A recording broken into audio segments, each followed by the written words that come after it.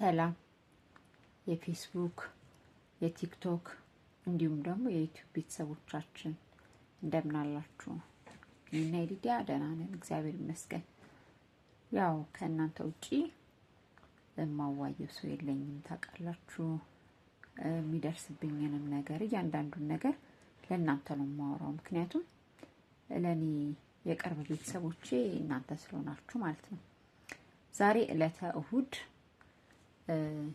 ቀን 17 ከቀኑ ከምሽቱ 2:03 ጉዳይ ምናምን አካባቢ ነውና ዛሬ ሊዲያ ትንሽ ከወትሮ ባህሪው ለየት ብሎብኝ ነበርና ጠዋት ረጅም ሰዓት ከ5 ሰዓት እስከ 8 ሰዓት አካባቢ ውጪ ነበር ነው ያልነውና ወደ ቤት ወደ 9 ሰዓት 10 ቢበዛ 10 ሰዓት አካባቢ ይዞ መጣውና ቤት እንደገና ቆይቼ ድጋሚ መውጣት ስለፈለገ ይዞ ወጣው። ይዞ ወጥቼ አዝናንቼው እንደ እናት ኬክ ምናምን አብረን በልተን ሻይ ምናምን አብረን ጠጣንና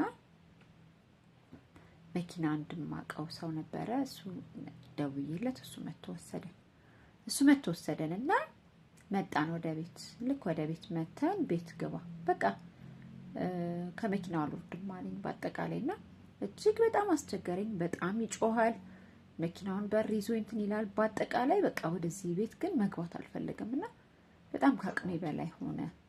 መኪናውን የያዘውም ሰው በጣም ቢለምነው እኔም ብለምነው ምንም እሺ ሊል አልቻለምና የመጨረሻ የነበረኝ አማራጭ ኃይል መጠቀም ነውና ኃይል ተጠቅመንም ምንም ሊሆን አልቻለምና በጣም እንትን ሲለኝ በቃ በሁሉም አቅጣጫ በሩን ከፍተን ስንታገለው አመለጠና እጅግ በጣም ሩጫ ቢላችሁ ሩጫ እንዳይመስላችሁ በጣም ሮጦ ወደ ላይ ሄደ። እኔ ከአቅሜ በላይ ሆነ። መኪናውን የያዘው ሰው ቢሮጥ እኔ ብሮጥ ማንም ሊይዘው አልቻለምና የሰዎችን እርዳታ ጠየቅኩኝ። በአካባቢው የነበሩት ይሄ የሚሆነው እንግዲህ ከምሽቱ 3 ሰዓት ሊሆን አካባቢ ነውና በአካባቢው የነበሩ ጥበቃዎች ነበሩ እንዲያግዙኝ። በጣም ለመንኳቸው። ስለምናቸው አባካችሁ ያዙልኝ ስል ጥበቆቹ ምንም ሌባ ነው መሰላቸው። በቃና ሰውን እንዴት አንደርስታንድ እንደማያደርግ አላውቅም።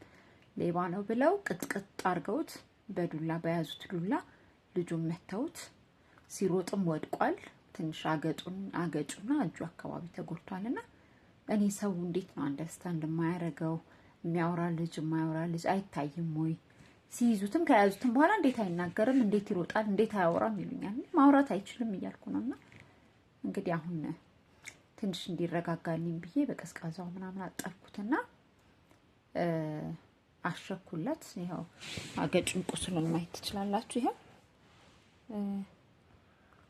ዲዲያ እስቲ ያሳያችሁ። ይሄው ቀን ይሄው እዚህ ጋር አገጩና እስቲ ግርን አሳያቸው። እግርን አምጥ እና እዚህ ጋር እግሩን ነው የተመታውና እግሩን ዱላም አለ በዱላም መተውታልና እኔ በቃ እጅግ በጣም ነው ያዘንኩት። ማለት ሰው እንዴት አንደርስታንድ እንደማያደርግ ነው ያላቅም። ያው ስጮ ድምጼ ይሰማል። በጣም እየጮኩኝ በጣም ፊል እያረኩ ነበርና ሰዎች እንዴት አንደርስታንድ እንደማያደርጉት ይዝም ልጆችን አላቅም።